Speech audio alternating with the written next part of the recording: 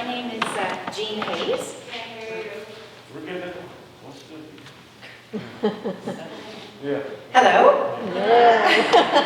I'm here today because Travis asked me to share why I felt called to be part of Judson's racial justice team.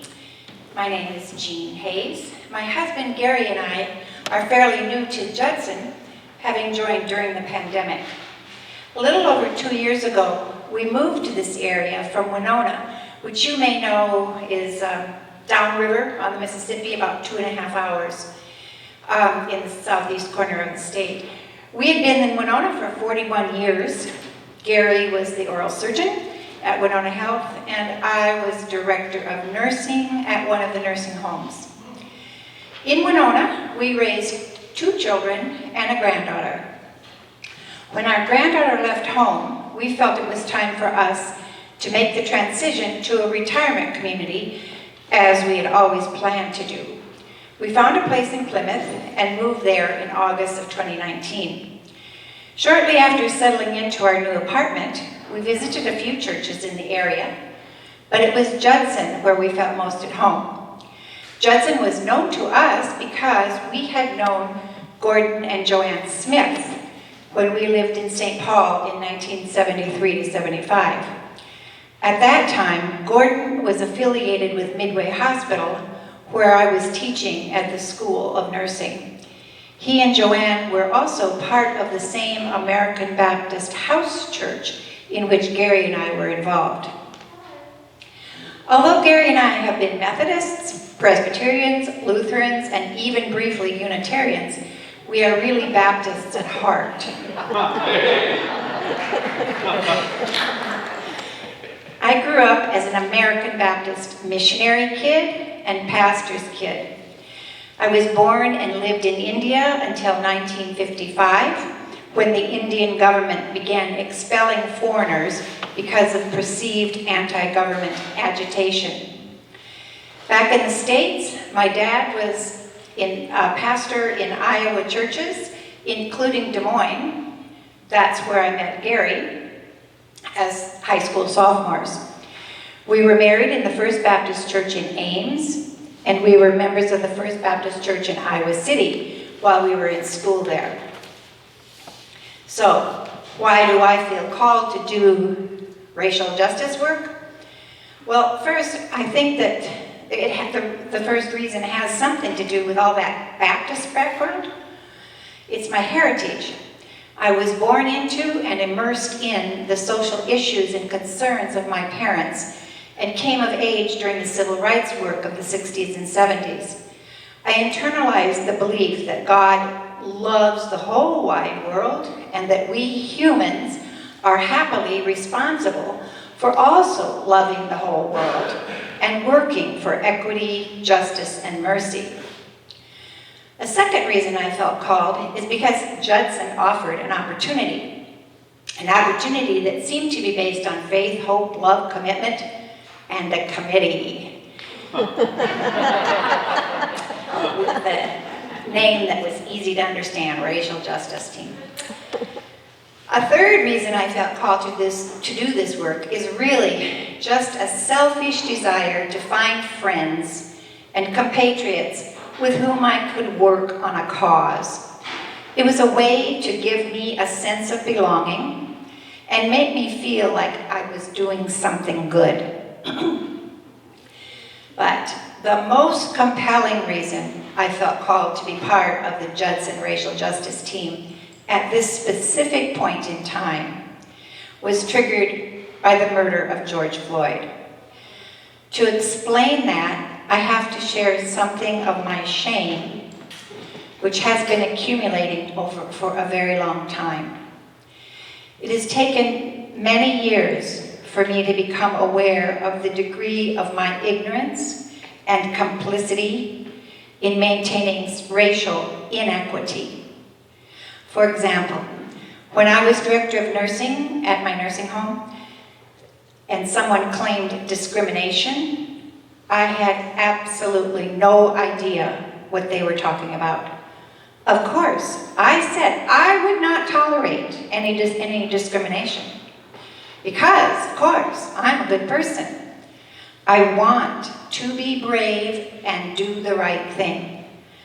But in that context of the nursing home, I didn't understand what the discrimination was, and I did not know what to do. So, to my shame, I did nothing.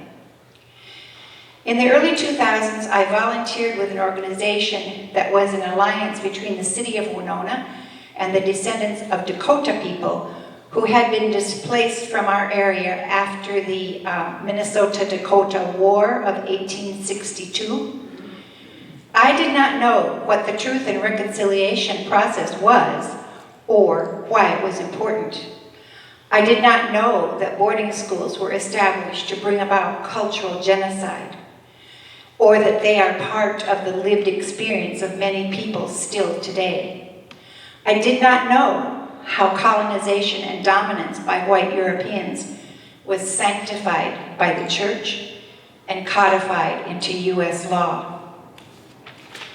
In 2009, I read Catherine Sockett's book, The Help. You may have seen the movie.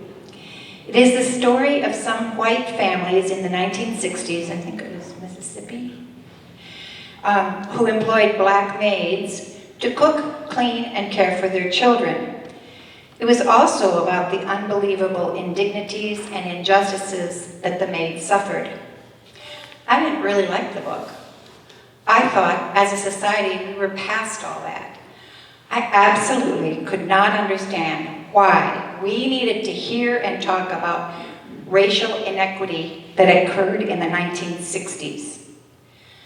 Nevertheless, I did begin to think I might be missing something. I started reading some things, and gradually I began to learn that I was missing a lot. But my greatest shame came even more recently, in the mid-2010s, when our mixed-race granddaughter, for whom we were guardians, was in middle and high school. I discounted and could not and did not understand the distress that she experienced. She said she was pressured by the coaches to play basketball because she was tall and black. I said they were just recognizing, complimenting her as they would any tall, athletic girl. She said she was called a wigger. I didn't know what that meant. I didn't ask her what that meant. I ignored it. She said that during conflicts at school, black students were taken down in the halls by the police or the officials of the school, but white students were not. I thought she was exaggerating a one-time event. I did not get involved. In 2019, I read the book White Fragility by Robin DiAngelo. It seems incomprehensible to me now that I could miss what was so obvious, but I needed help to understand how the author's teachings applied to me. When we got to Judson, I was delighted to discover that you folks were reading the book, but I didn't get to that discussion in that December. Then, in the spring of 2020, George Floyd was murdered. The events of those days set off horrible, painful, difficult encounters with our granddaughter. She spoke at rallies about her school experiences that I had not addressed and had not processed. When she and I visited the George Floyd Memorial, she said things that made me crazy. I said, "Are you saying I'm a bad person?" She said, "Grandma, don't get defensive. You are just hurting my feelings. Grandma, don't make this about you. I'm trying to do the right thing. Grandma, intentions don't make things right." I was the perfect example of white fragility, and I had finally experienced the meaning of that phrase on a gut-wrenching level. I needed people to help me find a way to repent, reconcile, and repair, as we tried to do through the Lenten series last spring that you may remember. I needed people to tell me that I had to be brave, like Carla does in her book, even though the context is different. I needed people to push me, like Monica is doing as council leader, when she asked us to say yes to the hard work ahead. So I was called to the work of the Judson's racial justice team because I needed it. Thank you for the opportunity.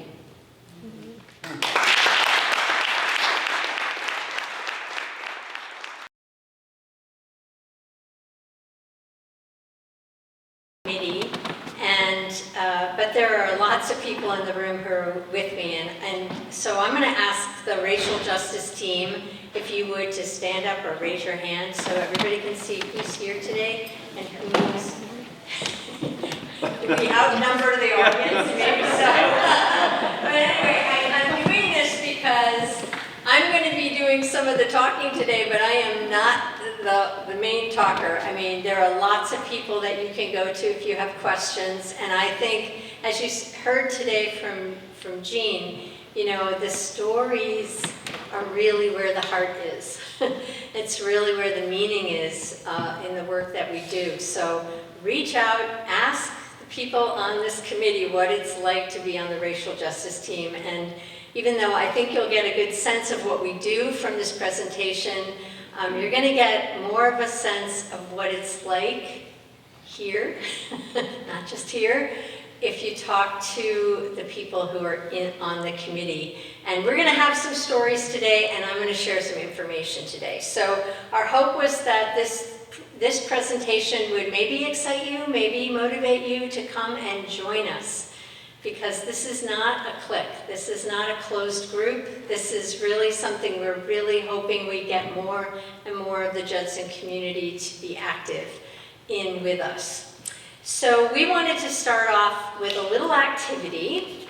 So we're going to give you a little quiz to think about. And this quiz is really abbreviated. This race quiz comes from, or was developed by, the California Newsreel in association with the Association of American Colleges and Universities. So if you're interested in taking the full quiz, you can go out on their website and do that. We're not going to spend a lot of time in this session delving into these questions or why they are, why the answers are what the answers are, although that would be kind of an interesting session someday. But we really are doing the quiz just to kind of get your brains thinking around these ideas of race in this country, policy, history, and just kind of test yourself a little on your own knowledge. So what I'm going to do is I'm going to put the question up on the slide. I'll give you like 2 seconds to come up with your answer. You don't have to say it out loud, just in your head. And then I'll show you the answer, and then we'll move on. Okay? You ready? All right. Members of a race can be identified by their A, blood group, B, skin color, C, ancestry, D, genes, E, all of the above, F, none of the above. And the answer is F, none of the above. There are no traits, no characteristics, not even one gene that distinguishes all members of one so-called race from members of another. All right, second question. Which continent has the greatest human genetic diversity? Is it A, Europe, B, Asia, C, South America, D, Africa, E, North America? And the answer is Africa, D. All modern humans originated from Africa and spent most of our evolution as a species together there. All other populations of the world are seen as subsets of Africans.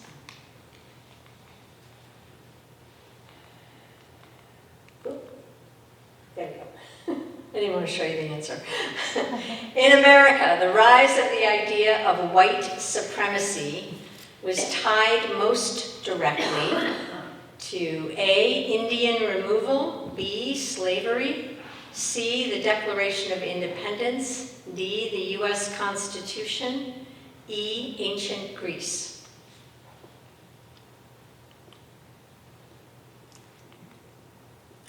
And the answer is C, the Declaration of Independence. Ironically, it was freedom, not slavery, that gave rise to the modern theories of race. Until the age of revolution, slavery was an unquestioned fact of life. It was only when Americans proclaimed the radical new idea that all men are created equal that slavery was first challenged as immoral. And Barbara Fields notes that this new idea of race helped explain, and that's an important word, helped to explain why some people should be denied the rights and freedoms that others took for granted. And you see that over and over and over again in our history. Which was not introduced to Indians by whites? An Indian identity, democracy, identity of blood quantum, horses, and measles, or measles. And the answer is, my clicker must be batteries wearing down. Sorry about that. Democracy. U.S. representative democracy drew upon the traditions of the Iroquois Confederacy. Indians didn't think of themselves as Indians when European settlers arrived, but rather as members of a separate nation divided by language, custom, and religion. And I don't know, how many of you know what blood quantum means? A few people do. I didn't know, so I can tell you that it means the it means that it's your blood that creates who you belong to. So that idea, determination of Indian identity, is your identity by your ancestry, that was imposed upon the native peoples by the federal government, that idea. Of the $120 billion in home loan underwritten by the federal government between 1933 and 1962, what percentage went to white homeowners? 45, 64, 75, 88, or 98%? 98%. During this time, this is the first time that home loans had been given as an offer to Americans. But it was the government underwriters who introduced a national appraisal system tying loan eligibility and property value to race, inventing redlining, which effectively locked people of color out of home ownership.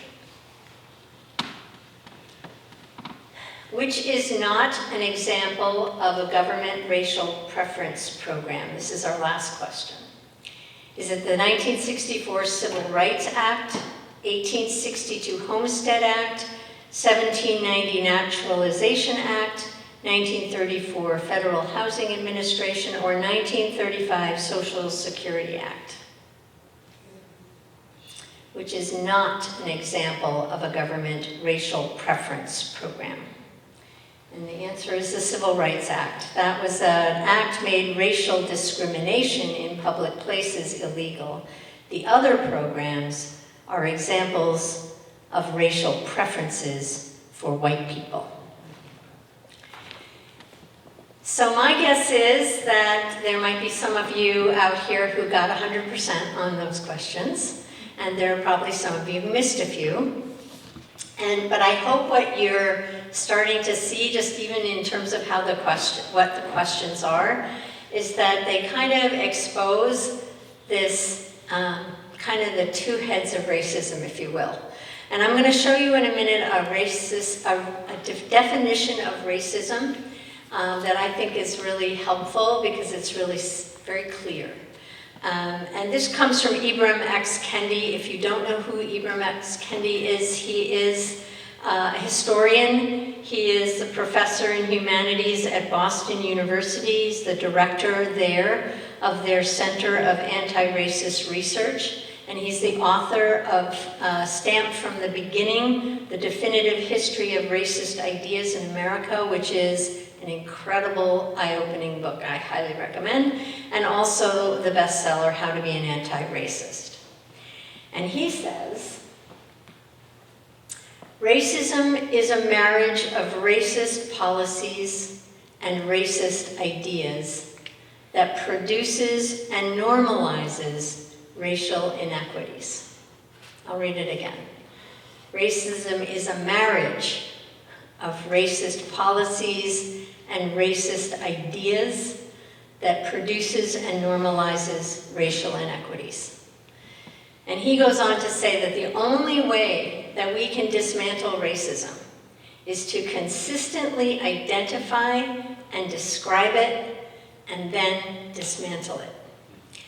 And I hope that what we're going to talk about today in terms of what we're doing in the racial justice team, I hope you'll see why we think that this is an absolutely crucial, critical thing for a Judson church to be doing consistently and intentionally. And I hope you'll see kind of how we are trying as individuals and as a group to live into the challenge that Kendi gives us, both personally, but also through our actions. So, let me start by just saying that anti-racism work is not new to Judson. It's in our DNA, it's in our history. I'm only going to go back 20 years. Tom, maybe you could help us go back farther on this. I don't know. That would be great. We should talk to you about that. But 20 years ago, at least, there was an anti-racism training done here in this church. And it was Don and Sandra Samuels and a bunch of people here at Judson went through this training with a group called Crossroads. And two of our committee members, Jim Tenbensel and Monica Lewis, were part of that group. And I'm just curious if there's anyone else. I'm looking around. Eileen. Eileen was also in that first group that went through that training 20 years ago. And then in 2016, we tried it again. We tried to, this time, with the Trust churches, we joined with them and brought in Penumbra Theater for a half-day workshop. And then Memphis happened. And a whole bunch of us went to Memphis and had an absolutely incredible experience. The training was led by Jimmy Langemo and Missy Durant, and I think I can speak for most everybody who went there that it was pretty transformative. And I know that many of us had a desire to take what we got in Memphis, what we tapped into in Memphis, and to take that further, to not let it just become that thing we did a long time ago, but to actually make it continue to live and change. And so I've asked Brad to come up and share a personal reflection on kind of that Memphis trip and what's happened since for him around that. So I'm going to turn it over to Brad.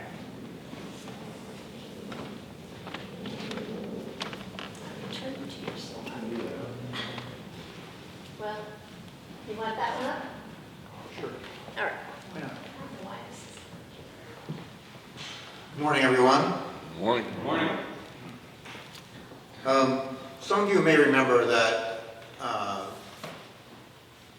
I came back from Memphis, and you may remember this because you might have heard me say it. I came back from Memphis, and then I went to breakfast with some friends of mine, a couple of friends of mine, TJ Ticey and Richard Neuner. We meet every month and have been for several years. And I explained to them about my experience in Memphis. And they said to me, let's go. The three of us, let's go. And so in May of 2019, the three of us went back to Memphis. And, and we have continued to meet for breakfast every month since then, and we met, in fact, last Monday. And at last Monday's breakfast, TJ, who some of you, I hope, were at the service where TJ and Richard and I spoke. That was in the summer of 2019. I think it's somewhat important for you to know that TJ is a black man. Richard is a white man, and I'm a white man. And we have formed this partnership, this friendship, this deep friendship. Anyway, TJ was telling us about a retreat that he had been to. This is a retreat of an organization called the Monitors Club. Have any of you ever heard of the Monitors Club? I had never heard of it either. But it's an active group of black professionals who are active in the city to promote leadership and other academics and other qualities for young adults at risk. It was founded in 1955 by two black professionals in South Minneapolis. I did not know any of this, but you can go online and find them. And anyway, they were at a retreat down in Lanesboro, and TJ was at this retreat. And he said to us, to Richard and myself, I was telling some of these guys about our experience in Memphis, and they just couldn't believe it. They could not believe how this could happen. And I wasn't sure exactly what he meant, so, and the conversation ended there, but later I called him, and I said, TJ, tell me, what was it that they couldn't believe? And I think part of it probably is that the composition of the threesome. But he said, what surprised all these guys was that these things that he told them. We spent 13 hours in a car, times 2, going and coming. 13 hours in a car with no radio, no music, just talking. And you may have remembered from the last time I told you this in the summer of 19 that what we talked about was purposeful. Because Richard set this up so that each one of us took turns asking a personal question. And those of us who asked the question had to answer it. Those of us who were not asking the question could pass. Or if they decided to answer it, they had to answer it completely and honestly. 13 hours. And by the time we got to Memphis, we were very close. We felt like we knew each other very well, and we had shared some things that we had never shared with each other before. So 13 hours in a car with deep personal conversation going on, our willingness to invest this much time and effort, not really knowing what to expect out of each other and out of the trip. What would it do to our friendship? How might it improve it? How might it, go the other way? Is that possible? But yet, above all that, our willingness to be vulnerable with each other. So that, with TJ's permission, I'm sharing that with you. And he went on to say, what we have, he's talking about the three of us, TJ, Richard, and myself, what we have is rare, but not impossible. That little statement is going to stick with me for a long time, because even though it's hard and it's rare, but it is possible. But the key, I think, is we must get to a place where we have not only the courage, but have the opportunity to have a conversation on a personal level before trust, so that way trust can be established and we can move forward. Yes, go ahead. So, next in our history continuum, you may remember that when we came back from Memphis, we had an all-church retreat. in 2019, and that's where the 4 groups came from, and racial justice was one of the groups. And so about 10 people met here in the Judson room about once a month. And honestly, we didn't know what the heck we were supposed to do. And so we just sort of started talking, and we just started sharing what we were reading. And then we were talking about, you know, struggles that we were having. And, you know, it sort of evolved kind of like that, but it was kind of messy too. It was like we didn't know what we were supposed to do, but we felt like we had to do something and bring it out to the Judson community. So you may remember that the adult ed, there were 3 Sundays kind of over a span of time where all 4 groups had to take charge of one of those, and there was some on race, and those were kind of coming out of our group's ideas along with the adult ed. So you may remember Monica Lewis and Joyce Nolan, who were sharing their growing up years, one in north, you know, kind of the upper Midwest, and one in the deep South, kind of talking about their experiences growing up with racism. Mapping Prejudice, we had Kristen Dygard came. The Mapping Prejudice project is out of the University of Minnesota. They have a computer algorithm that surfaces, identifies the redlining that's in the charters of our real estate here in Minneapolis, Minneapolis. And so we kind of helped with that and learned about that. And then Nadine Graves, who is an attorney and works with a nonprofit, We Are All Criminals, came and talked about their work around the racism in our criminal justice system.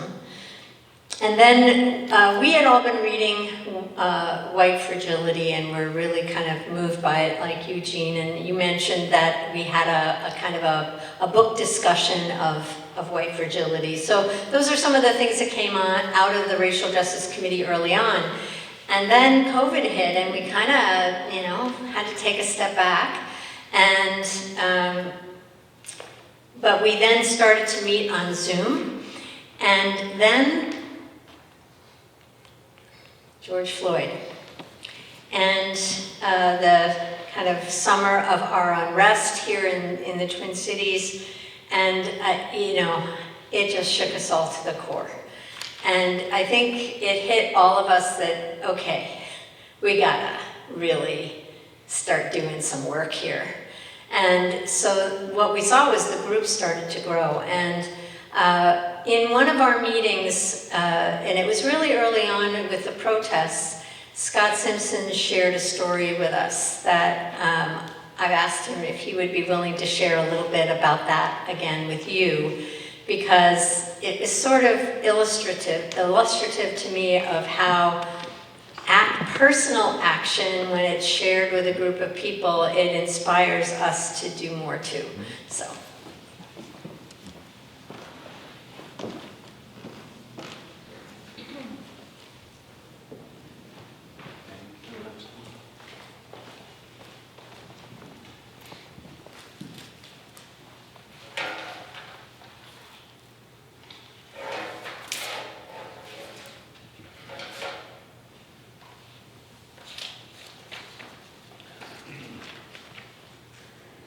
Hearing aids are a great thing, except when they get caught in your mask.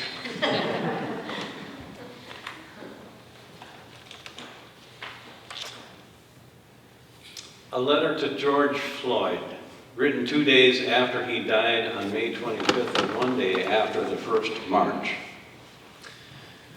Dear George, no words can describe the horror as I watched the video of Derrick Chauvin pressing his knee relentlessly into your neck. No words can describe the intense anguish and agony I experience every time I see that video. I could not sit quietly behind in my comfortable house, George. And I could not just go to sleep tonight with a clear conscience, George, if I did not stand up for justice. I wasn't alone, George.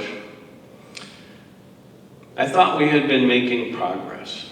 I thought that enough had died before you. I'm so sorry that you were the next to be sacrificed for the cause of freedom and justice. George, I want you to know that we gathered, hundreds of us, with our signs, our banners, our grief.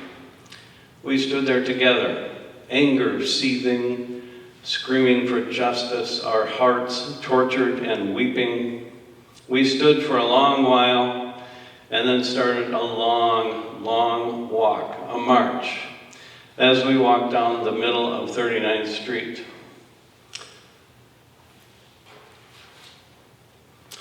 We held our signs high. Some chanted, most walked quietly, cars followed ahead and some behind, with horns honking, angrily shouting out for justice. Black, white, Latino, Latina, Asian, all colors, all races, many religions, we walked as one. You could feel the emotions stewing, gelling, churning in one soul. We walked on, some quietly, some loudly chanting, many in masks, many not. It was the murdering of you, George, that brought us together. It was the unjust and inhumane way that you died that caused us to march together. Under the knee of Derrick, you died. Under the knee of Derrick Chauvin was why we marched. We could all feel our throats being choked as we watched you die. We all saw the horrible injustice of it all. We saw the pleading of the bystanders at the scene. He can't breathe. And you kept saying, I can't breathe. It was as though our own breath had been throttled. We marched in anger, we marched for justice. No more will we tolerate the taking of a black life, or any life, so unjustly, so horribly, so cruelly. So we marched as a brotherhood, a sisterhood, as humanity, demanding justice, demanding fairness, demanding the end to 500 years of a system of racial prejudice, demanding that no more lives be taken with such relentless and inhumane cruelty. We march to demand the change in a system that must change, that must go, that must never raise its ugly head again. And yet, we wonder as we march, how many more George Floyds will it take? How many more Officer Derrick Chauvins are left in our ranks? How many times must we march and protest and demand fairness before we will have equality, fairness, justice, and civil humanity? We demand now. We demand no more shall die. We demand an end to this inhumanity, and we demand a change now.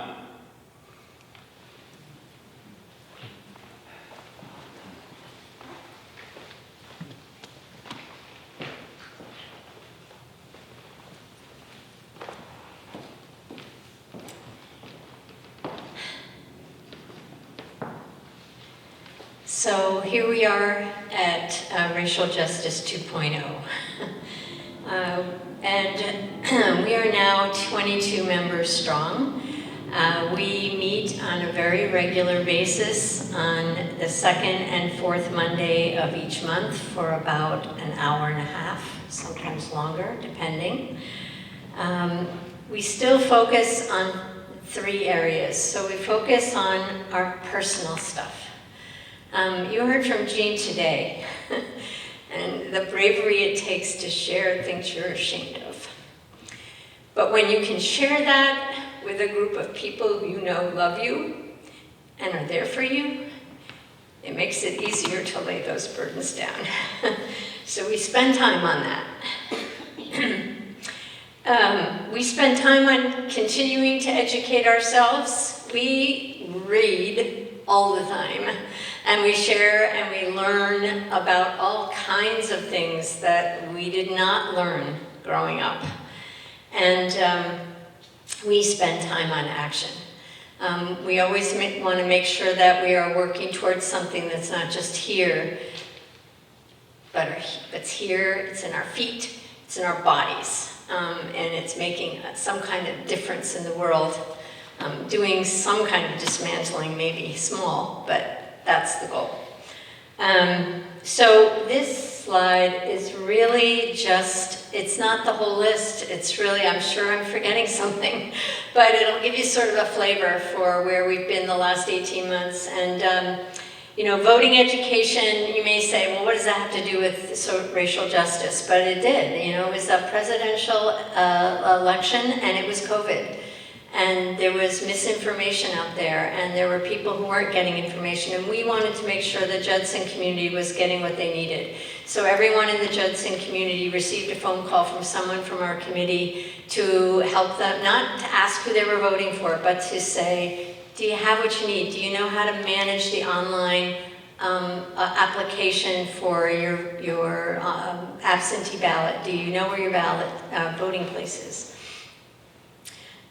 Policing, of course, was on everyone's mind after George Floyd, and we reached out to the Minneapolis Police Department, and they sent their community liaison, and she came and she spoke with us, and we established a relationship with her. She's now been promoted, but she's connected us with her replacement, and you know, we would like to bring them back and continue that conversation on policing.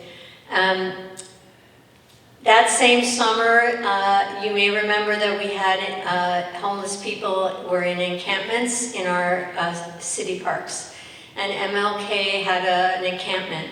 And the Kingfield neighborhood had a group that was feeding the people encamped there. And they put out a call, they needed some help. And so some people on our committee volunteered to bring meals to them. And then we looked inside, you know, what do we need to look at here inside Judson? And we put together a purchasing policy to, you know, when Judson is looking for contractors or looking to hire somebody, that we make an intentional effort to reach out to the BIPOC community and to workers in those contracting firms or whatever. We developed a land acknowledgement statement that we use on our website, and you saw it over COVID on our, and maybe it's still there, on our on our online services. And we continue to educate. So Pam Jorn facilitated a book reading, a book discussion on Toni Morrison's Bluest Eyes. We did the Freedom School, created that conversation on race during Lent. Beth Waterhouse spent a whole lot of time doing some deep research on the fur trade and its impact on First Nations in Canada and Minnesota. And she presented her academic paper to us during one of our meetings. And Seneca Norval joined us and shared what she was learning at St. Olave's in a course she took called Anti-Racist Christian Theology.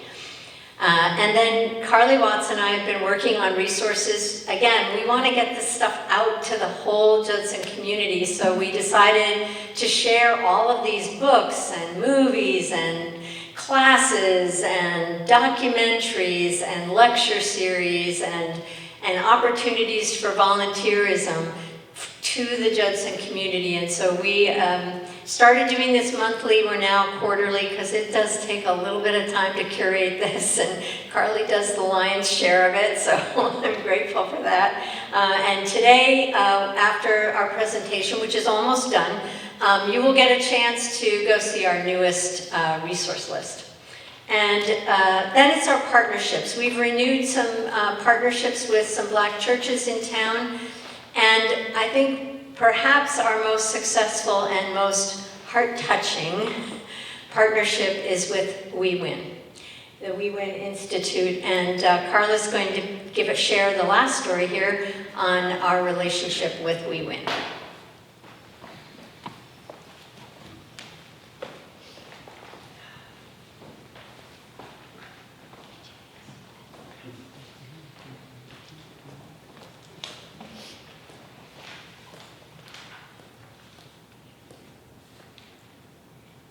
I think Leslie said it well in terms of how do we move from the head to the heart to boots on the ground when times are tough.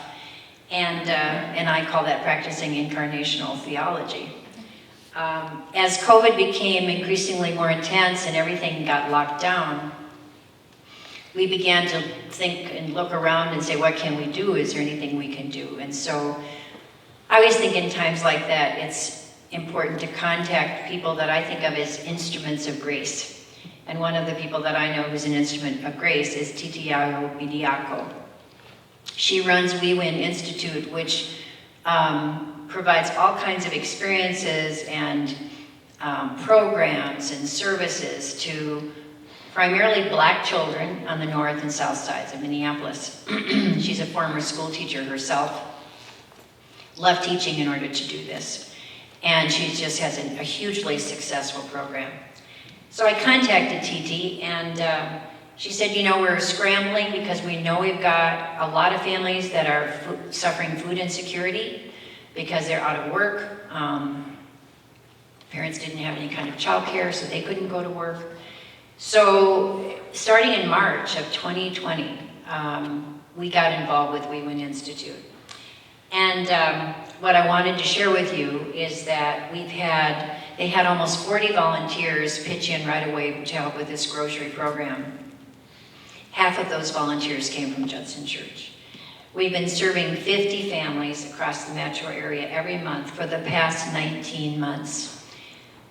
We've delivered over 32,000 pounds of groceries, including meat, produce, fresh bread, and pastries that TT somehow manages to rustle up every month, places it all at Zion Church.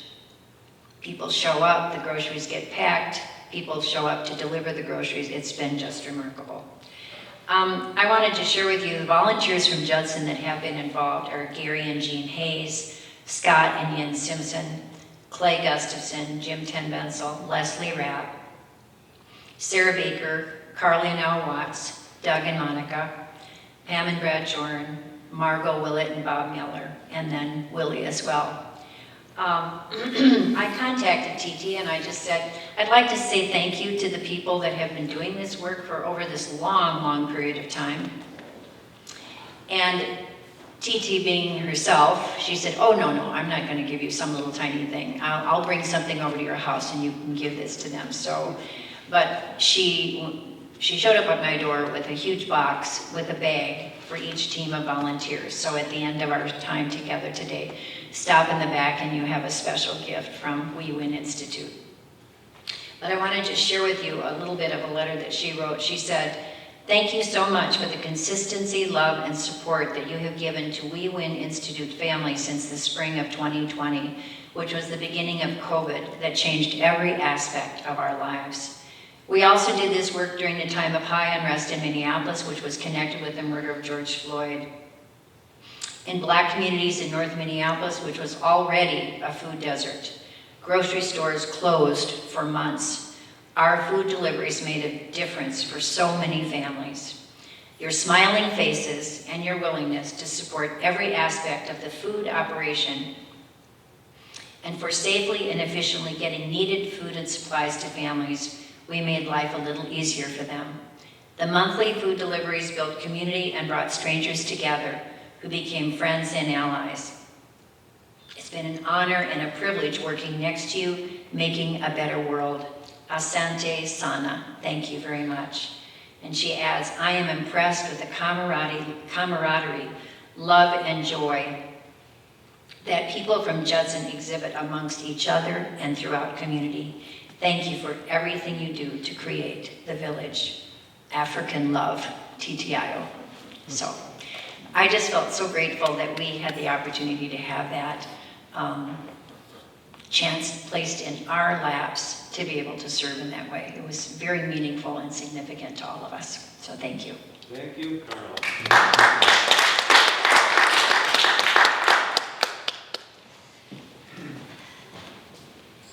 Okay, so next up, the future.